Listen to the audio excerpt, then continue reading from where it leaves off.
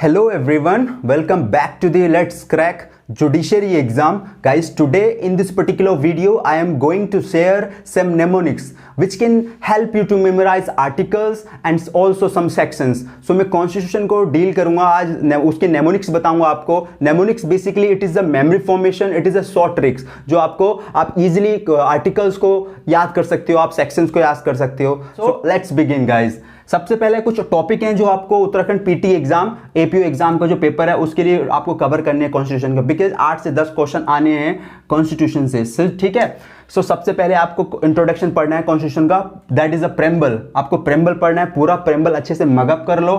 ठीक है, और क्वेश्चन यहां से बनते हैं क्या, preamble it is a part of the constitution. Berubari का केस हुआ था, उसके अंदर बोला था सुप्रीम कोर्ट ने no it is not a part of the constitution. ठीक है, आप फिर उसके बाद केशवानंदा भारती का जजमेंट आया, Kesavananda Bharati versus state of Kerala का 1973 में. उसमें बोला गया yes preamble it is a part of the constitution. दूसरा क्वेश्चन क्या बनता है प्रेम्बल से, can amend the preamble, can be amend the preamble, क्या प्रेम्बल को अमेंड किया जा सकता है? यस, प्रेम्बल को अमेंड किया जा सकता है. केशवानंदा भारती वाले में बोला ही था ये भी कि प्रेम्बल को अमेंड किया जा सकता है, और प्रेम्बल में अमेंडमेंट करके ही वर्ड, ये देखो आप, socialist, secular, unity and integrity, ये वर्ड एड ऑन किए गए हैं प्रेम्बल के अंदर 42nd कॉन्स्टिट्यूशन अमेंडमेंट एक्ट 1976 से. 42nd कॉन्स्टिट्यूशन अमेंडमेंट एक्ट के बाद बहुत सारी चीजें एड ऑन की गई हैं, आप इसको अच्छे से याद करना. 42वां संविधान संशोधन, 44वां कॉन्स्टिट्यूशन,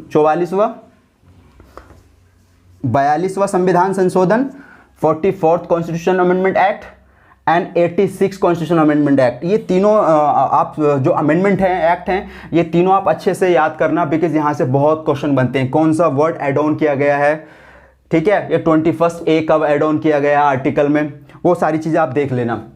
सो प्रेम्बल हो गया. आफ्टर दैट देखो सिटीजन, और जो पहला पार्ट है कॉन्स्टिट्यूशन का, फर्स्ट पार्ट जो union and it is territories की बात करता है, और जो सेकंड जो सिटीजन की बात करता है सेकंड पार्ट, वहां से क्वेश्चन रेयर ही बनते हैं, बहुत कम ही क्वेश्चन बनते हैं. जो पहला पार्ट है जो आर्टिकल 3 है, वहां से क्वेश्चन बनते हैं, प्री में बन जाते हैं कि फॉर्मेशन ऑफ न्यू स्टेट और या अल्टरेशन ऑफ स्टेट की जो बात करता है वो कौन सा आर्टिकल करता है कॉन्स्टिट्यूशन का. तो आर्टिकल 3 जो बात करता है कि वो फॉर्मेशन ऑफ न्यू स्टेट बना सकती है पार्लियामेंट, या फिर दो स्टेट की बाउंड्रीज को ज्वाइंट कर सकती है, या बाउंड्रीज को अलग कर सकती है. सो वो पार्लियामेंट के पास पावर है. ठीक है, आफ्टर दैट जो सबसे इंपॉर्टेंट पार्ट है कॉन्स्टिट्यूशन का, part 3 which is talking about fundamental rights. Fundamental right, these are the inalienable right, these are the guaranteed right.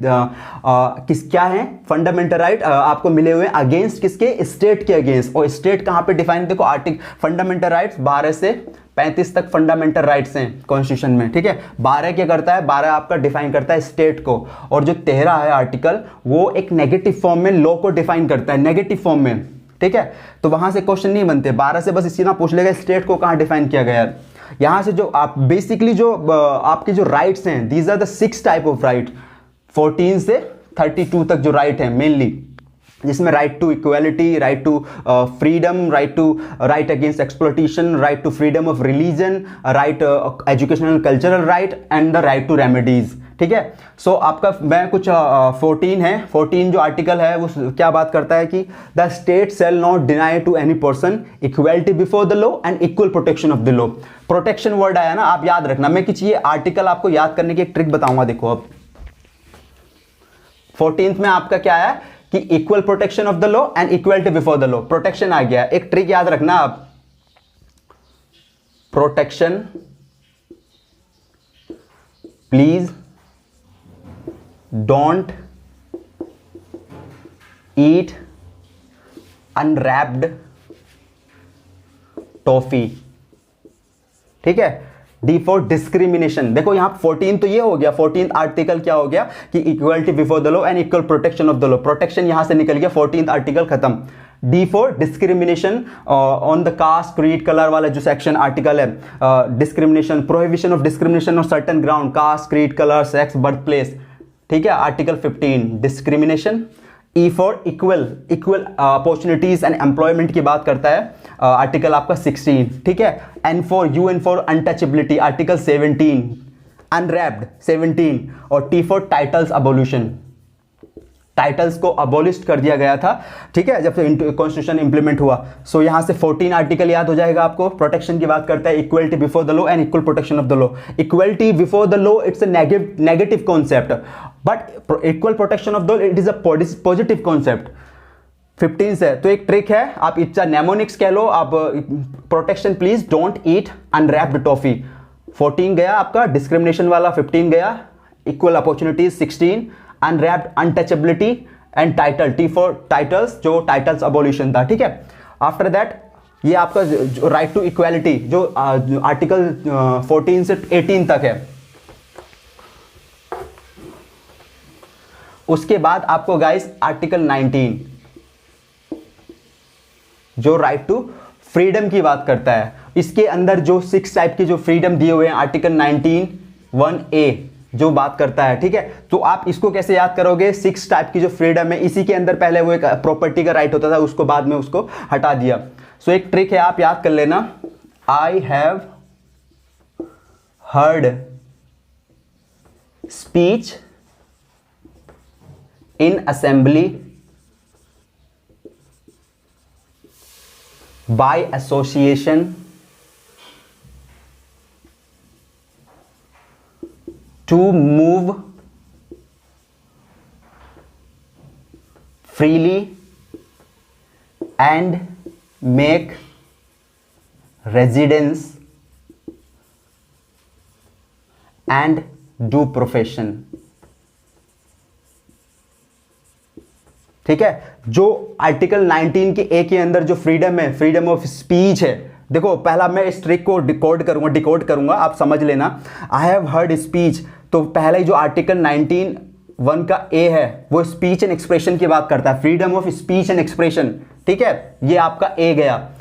दूसरा क्या करता है, to freedom of formed assembly, दूसरा गया जो बी पार्ट है, ठीक है, कि आप असेंबली फॉर्म कर सकते हो। तीसरा आप एसोसिएशन और कोऑपरेटिव सोसाइटीज की जो बात करता है 19 का 1 का CAA, ठीक है। डी आपका बात करता है move freely through out the territory of India, आप कहीं भी घूम सकते हैं, जो फ्रीडम है आपको कहीं भी move freely through out the territory of India, ये आपका 19(1) का डी हो गया, ठीक है। टू मेक रेजिडेंस, कहीं भी आप अपना to make residence and settle, कहीं भी आप सेटल हो सकते हैं इंडिया के किसी भी पार्ट के अंदर, तो ये आपका ई हो गया। जो एफ था वो एफ को हटा दिया गया, और जो जी था, जी वाला देखिए आप, टू डू प्रोफेशन, ठीक है। ये बहुत, अब देखो important, I have heard speech in assembly by association to move freely and make residence and do profession. आपको ये सारी की सारी जो 6 फ्रीडम दी हुई हैं article 19 A B C D E G, F हटा दिया था, ठीक है। सो आपका पहला हो गया स्पीच एंड एक्सप्रेशन, दूसरा हो गया टू फॉर्म्ड असेंबली, तीसरा एसोसिएशन एंड कोऑपरेटिव सोसाइटीज की बात करता है, फोर्थ जो है आपका डी पार्ट वो move freely through out the territory of India. After that आप देखोगे ई जो है मेक रेजिडेंस, कहीं भी आप घर बना सकते हैं, सेटल हो सकते हैं, और जी आपका टू डू प्रोफेशन, आप कहीं भी अपना कोई भी व्यवसाय कर सकते हैं, ठीक है। आई होप ये ट्रिक आपको समझ आई होगी, ठीक है। 19 के, और इसके एक रीजनेबल रिस्ट्रिक्शंस हैं। Freedom of speech and expression को उन्होंने, it is not a absolute right, you know, उस पर रिस्ट्रिक्शन इंपोज किए हैं। सो आप जब आर्टिकल 19 का 2 जो पढ़ोगे आप, ठीक है, तो उसके अंदर आप देखोगे रिस्ट्रिक्शंस इंपोज है, वो इस रिस्ट्रिक्शन में आपको नेक्स्ट वीडियो में बताऊंगा।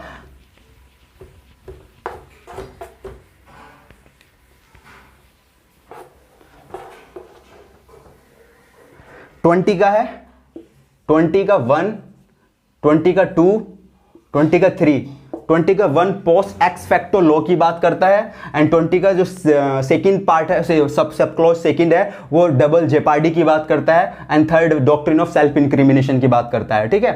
फर्स्ट तो हो गया आपका पोस्ट एक्स फैक्टो लॉ, ठीक है। दूसरा हो गया डबल जेपार्डी, थर्ड हो गया आपका सेल्फ इंक्रिमिनेशन, अपने आप को इंक्रीमेंट नहीं कर सकता। एक सिचुएशन में आप अगर कोई एक ऐसे एक्यूज किसी ऐसी सिचुएशन में है और उससे क्वेश्चन ऐसे किया जा रहा है कि अगर वो उस क्वेश्चन का आंसर करेगा तो वो खुद फंस जाएगा, तो वहाँ पे वो उसको प्रोटेक्शन है, वो नहीं है, उस आंसर को नहीं कर सकता, वो उसका जो क्वेश्चन है उसका आंसर नहीं दे सकता। ठीक है, ये आपका आर्टिकल 20 हो गया। Article 21, it is a bedrock of the constitution. बहुत इंपॉर्टेंट आर्टिकल है ये। क्या कहता है article 21? That no person shall be deprived of his life and personal liberty except procedure established by law। ठीक है, सो लाइफ को डिफाइन करता है, सुप्रीम कोर्ट ने लाइफ को डिफाइन किया है many time, that life is a living with a choice and dignity. Choice word ना इतना इंपॉर्टेंट है, ये चॉइस वर्ड आपका क्या चॉइस है, no to my choice to marry someone, that is my fundamental rights to marry someone, doesn't matter inter caste, inter religious marriage. Choice है ना, मेरी चॉइस बहुत मैटर है। I want to go abroad, मेरे पास passport है, I want to go abroad, that is my choice. Maneka Gandhi case इतना important case था, सुप्रीम कोर्ट अभी भी उस केस को एज ए एग्जाम्पल मान के वर्क करता है, मेनका गांधी का केस। ठीक है, 21 article, it is a bedrock. इतने डायमेंशन हैं इसके, सो आप सारे डायमेंशन आप जितने भी आप पढ़ सकते हैं, that is up to you, आप जितना आप पढ़ सकते हैं। ठीक है, 21 आर्टिकल है, आप इसको अच्छे से कर लेना। उसके बाद आप जो फ्रीडम और जो रिलीजेस वाली फ्रीडम है, राइट अगेंस्ट एक्सप्लॉइटेशन वाले आर्टिकल 22, 23, 24 जो है, आप उनको देख लेना। ठीक है,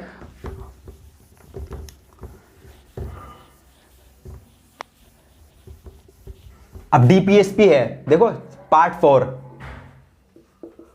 4 डीपीएसपी, आर्टिकल 36 से 51 तक डीपीएसपी का है पूरा चैप्टर। और गाइज इसी के अंदर आप देखो ना, 36 जो आर्टिकल है डीपीएसपी का, वो क्या कहता है कि यहां पे स्टेट का सेम डेफिनेशन है which is given in the part 3 और आर्टिकल 12 में। जो आर्टिकल 12 में स्टेट का डेफिनेशन है वही यहां पे आर्टिकल 36 के अंदर स्टेट को डिफाइन करता है, उसी का सेम मीनिंग है, बट यहां पे वो डीपीएसपी के अंदर है, वहां पे वो फंडामेंटल राइट्स के अंदर। देखो फंडामेंटल राइट्स आपको जो मिले वो अगेंस्ट द स्टेट हैं, और डीपीएसपी क्या है, it is a direction of to the state, because हमारा स्टेट जो है वो वेलफेयर स्टेट है। उस जो फाउंडिंग फादर्स का जो विजन था कि जब आपके पास रिसोर्सेज हो जाएंगे तो उन्होंने डीपीएसपी में सारी चीजें रख दी कि आप इन सारी चीजों को आप इंप्लीमेंट करना, जो भी आर्टिकल्स दिए हुए हैं उसके अंदर वो आपको इंप्लीमेंट करने हैं जब आपके पास रिसोर्सेज हो जाएंगे।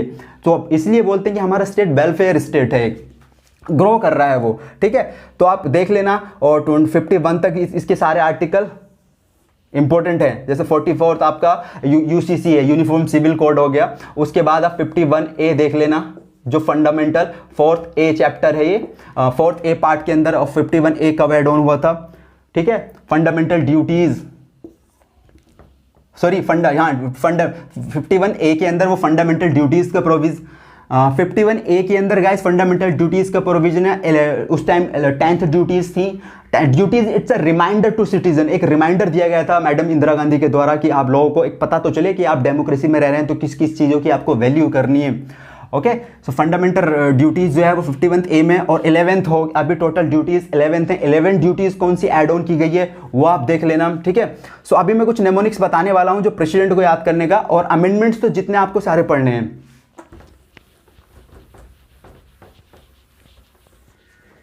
देखो आप नेमोनिक्स चाहिए प्रेसिडेंट को याद करने का, 2, 3, 4, 5, 6, 7। 52 आर्टिकल बात करता है there shall be a president of India, president of India. देखो ट्रिक क्या है, 2, 3, 4, 5, 6, 7। 52, 63 में vice president of India. 74 section बात करता है union council of minister headed by prime minister. ठीक है, 74। अब एक नंबर है आपको जो हमेशा याद रखना है, 89। It's a thumb rule, thumb rule ये है 18। देखो 74 में जब 89 एड ऑन करोगे तो 833163 163 के अंदर है state council of minister headed by CM. यहां पे देखो यूनियन काउंसिल ऑफ मिनिस्टर जो हेड करते हैं प्राइम मिनिस्टर, और आप जब 89 एड ऑन करोगे तो 163 स्टेट काउंसिल ऑफ मिनिस्टर जो हेड करते हैं सीएम। ठीक है, ये हो गया।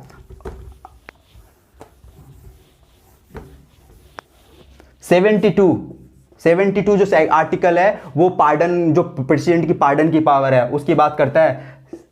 72 में ऐड ऑन करोगे आप 89, 161, ये पार्डन है स्टेट में, किसको? गवर्नर को, पार्डन की पावर, ठीक है।